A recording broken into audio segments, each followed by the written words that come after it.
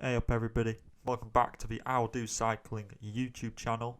This is a exclusive to the YouTube channel, and today we're going to be talking about how cycling, dictated by the UCI, can implement some of the financial systems used by the NBA to make cycling a more entertaining and prospectful sport for the future. This was kind of inspired by earlier this year. There was a trade between some teams in the NBA. It was 4 teams involved for one really big player called James Harden, who ended up at the Brooklyn Nets. He moved from the Houston Rockets. And I know that for you cycling people that might not mean much, but this is a massive move, and it's meant that there are 3 really good players on one team. Now, we think that something like what is happening in the NBA could be used in cycling just to make it a more exciting and equal sport, because at the moment the UCI seem to be focusing on really small details like sock height and super tucks, when really the big issue that everybody seems to be crying about is how there's a small number of teams, namely Ineos, UAE, Jumbo-Visma, De Koenig, who pretty much just have a stranglehold on all the victories, and every single time, every year, it's just those guys topping the leaderboard. So what we want to do is propose a system whereby some of the smaller teams like NTT, Cofidis, AD2R can get in on those victories and mean that the victories are spread out more evenly, and there's just a bit more of a level playing field amongst everybody. So without further ado, what we're going to do is just go explain, or I'm going to explain what happens in cycling, when Cameron's going to talk about what happens in the NBA. And then we're going to guide you through how these systems can be implemented. So currently in cycling, what happens is that cyclists get signed to a fixed contract, a certain number of years and a certain amount of pay, and that pretty much just doesn't get changed unless in some very certain circumstances, like Hershey or something like that, which happened this year. I know, last year, but whatever. They have a fixed salary, and basically what happens is that if you're new to the World Tour, like you're a rookie, then you'll have a minimum wage, which at the moment is €38,115. The current season for transfers is from August 1st through to December 31st, which is why you see loads of riders posting their new profile pictures on January 1st. And a rider must remain with that team until the 31st of December. And there are no trading between teams. Riders don't have a value. It's just they get paid their wage, and they can't be traded between teams, only at the end of their contract. Unless, like Hershey, it's a very unique scenario where he gets bought out of his contract which means that the teams have to agree and say, yes, this is okay, and we're alright with you doing this. So that's what happens in cycling. Pretty much riders get set to a fixed contract, and they have to see out that contract before they can move on to a new team. But in the NBA that's different, isn't it, Cam? Yeah, so in the NBA there are some things that are similar. So a player will be signed to a fixed contract period, anywhere from 1 year to maybe 5+ years. But the amount that they earn, similarly to cycling, is dictated by their reputation, how good they are, previous wins, or championships in the NBA's case, or MVPs. And then that the success that they've achieved in the past is repaid in their current paycheck, similar to cycling, but probably to a greater extent in the NBA. We're talking millions and millions, like LeBron James earning £38 million a year, compared to Chris Froome at his peak earning €5 million. But the biggest thing is kind of that the NBA has a limit of how much each team can spend on for each team. So there's a limited amount of the pay is the revenue from the NBA is split evenly across each team. So maybe theoretically this number is 180 million and each team is given that same amount of money, and then it's split across all of the players in that team, and the revenue that's generated from the NBA is then given to each team. Each team is then given like a equal chance to succeed, rather than in cycling where it's all about sponsorship and gaining as much sponsorship money as possible. In the NBA, there's a limit to how much you can have, and then that is limited across all teams, making it like a level playing field, like Paddy said.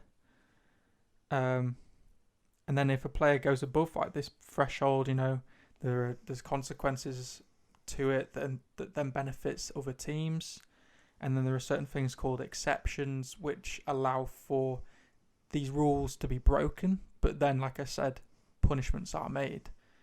And there are a few little areas within the NBA that we're going to go into now that really that we think could benefit cycling. Yeah, like the luxury tax. Yeah. Yeah, so like in the luxury tax, imagine, I know that cycling doesn't have a load of money, so like the NBA does. So we're going to scale this down, and let's say that theoretically a team has a €15 million budget, which we have said is kind of realistic, but Ineos has something like 40 million. So the idea is that if a team goes over this cap of 15 million, they will have to pay something called a luxury tax. And the luxury tax will then get distributed amongst all the other teams. So theoretically, Ineos goes over this luxury tax by 3 million. That then gets split up into 18 into 8 teams, because there's 19 teams, but Ineos is the one team. So that gets split up into 8 teams, and then that gets given to each team, which means that a team like NTT, who might not have as much of a budget, then gets a little bit of money, and then that means that they can get in maybe another rider. It might not give them much, but it gives them what? £166,666 euros. I mean, that's enough to sign 5 Neo Pros, pretty much, which might be enough to like take you over. I don't know. It might just fill out a squad. Or it equally could be something to do with like developing the team or paying for more staff members or something. Yeah, true. Doesn't have to just be riders. That's true. In this salary cap that we're saying 15 million, would that include the staff? Or we're saying that that's just for riders? I reckon that's a good question. I imagine it's probably just to do... The 15 million's probably just the riders. Yeah, I think. But I'm just saying that money that's then been provided, they don't have to necessarily use it for riders. They could use it for whatever they want. Like, it's technically their money then. Yeah. I guess in what circumstances could like the salary cap be exceeded by a big team? So like... It could be so I can think of a couple of examples. If a rookie comes in, gets like bought into the team through the thing that we will mention in a separate video called like the draft and how we could potentially use that. If bringing that player in, so like Tom Pidcock been brought in by Ineos, might have taken them over the luxury tax, because we're presuming he's getting paid peas. Yeah. It could take them over. It means that they wouldn't then have to pay tax on that, because they almost had to bring in a young player. Yeah. It would be harsh to penalise them for something that they've been asked to do by the UCI. Yeah. This is under our new rules. It's not. They haven't currently been asked to do this. Yeah, we're saying that there's going to be like a minimum number of riders that you need on a team. Say 25. Say Ineos had 24, but that 25th rider takes them over the cap of 15 million. Then they won't have to pay a luxury tax on that, because that is a requirement that a team needs 25 riders. I mean, there are like other exceptions, which there are in the NBA, like mid-level exceptions, biannual rookie contracts and stuff, which are all quite complicated and niche to explain, and it's stuff that we don't fully understand, so we're not going to try and pretend that we do. And equally, these are like exceptions that are specific to basketball. Mm. So it may be that the UCI would have to come up with their own specific exceptions related to cycling. Like there's a couple of exceptions related to certain players, such as Larry Bird, which is all about kind of like a veteran player. So imagine there's a veteran rider, maybe like Gilbert. Well, yeah, Gilbert, that's a great example. So Gilbert may end up getting paid the same amount as he was previously on, say, De Koenig when he went to Lotto Soudal. Mm. But he may end up getting paid like the same amount because he's like got this veteran Status. exemption to it. Whereas there might be like a rookie deal, which was called like the Derrick Rose exception, where a rider would do really, really well. So like Mark Hershey did really, really well in his first year pro. Yeah. So then he would have been with DSM, able to opt into a 25 or even up to a 30% increase in pay. But as we all know, because of the way cycling is, he felt like he deserved even more than that. So he jumped ship. Yeah. But like talking about salary cap and sponsorship cap, teams in the cycling world that we're creating would still get all their money from sponsors. They're just capped at €15 million worth of funding. So someone like Ineos, who can obviously achieve €40 million, would just whatever his name is, Mr. Oil, would just have to give less to the team. Yeah. Whereas teams like Quebec Assos would have to, either find more sponsorship or they just have to make do with whatever they can get. Yeah. I mean, the idea of this is that we're trying to spread out talent more, which means that Ineos, who for some reason have 8 guys who can maybe win a Grand Tour or at least podium a Grand Tour, it means that instead of all those 8 riders being on one team, they're basically forced to give some of them up, which means that you will see a smaller team get some of those bigger riders. So you'll just see, instead of Adam Yates and Danny Martinez, who have gone to Ineos just to saturate the team even more, instead you might have seen them go to DSM. You might have seen one of them go to, I don't know, Bahrain, or I don't know, just another example. And that would just mean that those teams, instead of just seeing a load of Ineos at the top of the mountain, you'll see more jerseys. Yeah, and like part of this is then we want to introduce a minimum number of riders per team, which is something teams do well already. But with the way that we're setting this out, we wouldn't want a team, say like Bora Hansgrohe or Jumbo Visma, to have 3, 4, maybe even 5 top guys all earning, say, 1.5-2 million euros each. Yeah. But then they kind of fill out the roster with 8 guys on like minimums, and then they'd have a team of, say, 15 guys. Yeah. Like, that's not fair. Like, they need to have enough people there to actually do the job. They can't just overpopulate it with super talents. Yeah. Because that's not how it works. But then if they do, and then they went over the cap, then they'd get luxury taxed, which would help the smaller teams, like Quebec or Assos. Yeah, exactly. We're just trying to help the little man. Well, yeah, just trying to balance it all out. Exactly. So yes, I mean, the luxury tax will be... So it'll be mainly targeted at the top teams because we just want them to have less control.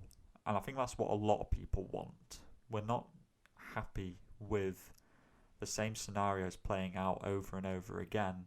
We'd rather see, things a bit level and more competitive, because everybody wants to see a massive attack and just unpredictability.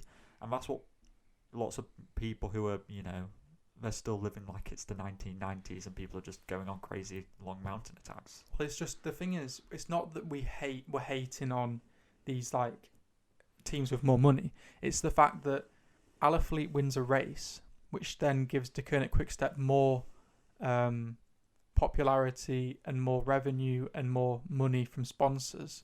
And it's just this self-fulfilling prophecy of teams with more funding get better riders who perform better, who then get the team more funding. And then the little teams who barely ever win don't get any funding. And that's why Quebec, Assos and other small teams don't get as much funding, because they just don't win. So with this, it's hopefully, each team would have at least like 2 quality riders who could bring revenue and sponsorship to a team. Yeah, and then a team, like different teams will do well year on year. Like imagine a world where all of a sudden, EF is getting, their second in the UCI rankings rather than Jumbo-Visma, and then Jumbo-Visma drop down to 6th place because they don't have Kruijswijk, Roglic, Dumoulin, Kuss, Wout van Aert, George Bennett. All of a sudden they don't have that control. I mean, they need to pick and choose. Teams can't now have, like Groenewegen is, I know he's banned, but he's kind of wasted at Jumbo-Visma. Like, he's not getting his own opportunities, and that's just talent that's being useless. And he deserves to go somewhere else so that he can bring another team revenue. Like, it just doesn't make sense that he's still there and just being... It's like a kid who's got a load of toys who refuses to give them up. Right. Do you want to explain the Supermax? I'll explain the Supermax. So a Supermax contract in the NBA is essentially the highest amount that a player can get paid. That's it. There is a certain amount, I'm not sure how much it is, but it's just a maximum. Nobody can go above it. But to get a Supermax contract, you have to fulfill one of a set criteria which are laid out by the NBA. Now, instead of going through what those are for the NBA, we set out modified criteria for cycling. So what you'd have to be is either be with a team for at least 6 years. I think it should be with a team for at least 6 years plus one of the following. Yeah, okay, plus one of the following. Either A, win a Grand Tour in the previous year. So in this scenario, that would be Teo Gegenhardt, Tadej Pogačar and Primož Roglic. B, be a double monument winner in the space of 3 years. So say, for example, I don't know, Wout van Aert wins Roubaix next year. He'd be eligible. Or, right, but in fairness, he wouldn't be because he hasn't been with the team for 6 years. That's true. Yeah, he won't be. So it's a very niche thing, Supermax. Yeah. Really rewards like someone who's loyal. Yeah, exactly. Or our last scenario is be a world champion in the past year, in the road race specifically. So sorry, Ghana, but that would be Alaphilippe. So I think Alaphilippe's been with the Koenig for 6 years. I reckon he'd qualify. So Alaphilippe would qualify for a Supermax contract. It's not something that just gets thrown about to everybody. And would Sagan maybe have been when he was with Saxe? It might have been borderline. Yeah. Well, that's the thing. If you were on a Supermax contract, like Sagan probably was available to be, but then he doesn't. But then he hasn't won a monument. Does that get taken away from him? No. So you can just stay on. I think once you have achieved Supermax status. Yeah. You're there. You're there, and you can't get it taken away from you. I don't think so. Okay. Unless until that contract runs out. Yeah. So say Sagan got signed to a 5-year Supermax. Yeah. Once, say maybe in like a year's time, that contract runs out, and then he'd be eligible to re-sign, and then it just depends on then his current performance how much he would get signed to. Okay. So. But then, one of the interesting parts is that riders at the moment aren't traded based on value. It's just whenever their contract runs out. So that could be a more interesting way of developing things. Yeah, so that's the thing with cycling now is, like, riders on teams aren't really assets to the team. They're just, they just help the team win and secure sponsorships. Whereas what the NBA and like even the Premier League and football do is, the riders hold value. So the teams could sell riders in trades or get them as part of trades. So they could then, Egan Bernal could be traded to UAE to secure Tadej Pogacar. It's just very unlikely. mm, But it would have to be a trade, that matches up. So maybe Ineos gives, let's just think, maybe just Tom Pidcock and Egan Bernal for Tadej Pogacar. yeah, That would be something that would kind of work. So this gets into kind of the next point after this that Patrick will explain about like a transfer window. But it's kind of, it makes it so teams can have something to trade with and to get better, and it's not just you sign the contract and he's with us until that contract runs out. yeah. You can, so the currency that teams will use is riders. So you could trade a rider for a rider, and you need to balance out those riders. A bit like if you're, I don't know, weighing out ingredients for a cake. You need to you need to balance it up on the weighing scales. Yep. So what we want is a way where instead of the transfer window being from August through to December, we want an ability for teams to trade within the season. So let's say somebody's doing really well early season in the Cobble Classics. For example, we've given an example of Tim Merlier, who, if you don't know, rides for Alpecin Fenix. He used to be Belgian champion and he's a sprinter. Now, although he is on Alpecin Fenix and they have an invite to every Grand Tour, they will probably send Philipsen and Van der Poel to the Tour, which means that Merlier probably won't get his own chances to sprint and potentially win a Tour de France stage, which is massive.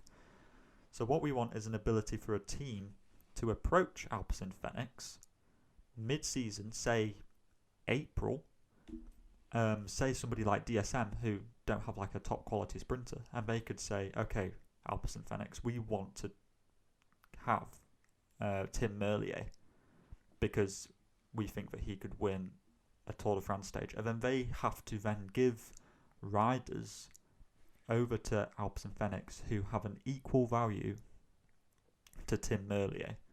So say they might say, okay, we'll give you, I don't know, Tige Benoit and, I don't know, somebody else, Nico Roach, or just something like that, for example.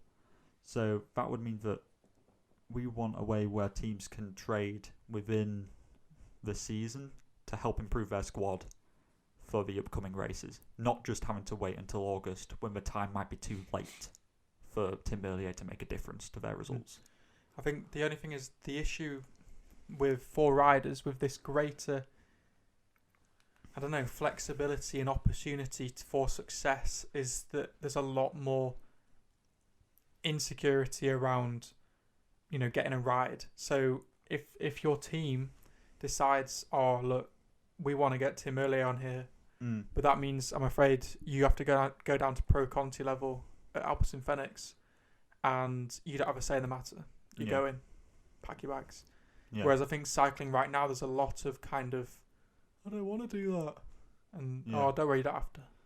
Whereas I think it would be a lot more forceful, a lot more, even more cutthroat. Yeah, I think that'll just create, weirdly enough, that'll be good because it'll create drama and tension and excitement, and it'll give people something more to talk about rather than, oh, the UCI has banned the Super Tuck. Like, what kind of petty world are we living in where that's the headline, people? Like, come on, do you not want to hear freaking Tige Benoit just being like, mate, I got fucking traded to bloody Alpecin Fenix and now I'm Pro Conti and now I'm going to have to, like, fight my way back up to World Tour? Yep. Like, does that not make a more interesting headline? Does that not create a bit more drama and something to care about when it's February and there's no racing going on?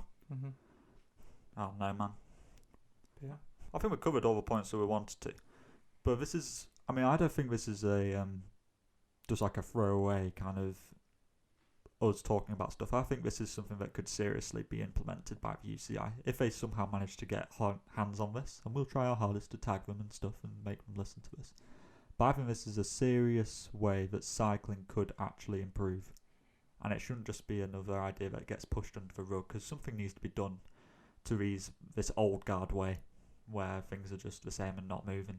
Mm-hmm. This is a forward-thinking, progressive idea that is already implemented in a sport and has been shown to work.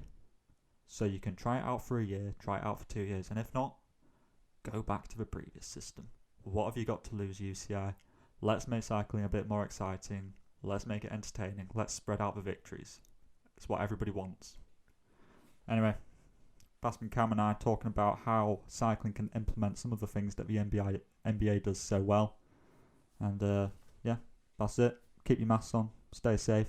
Talk to you next time.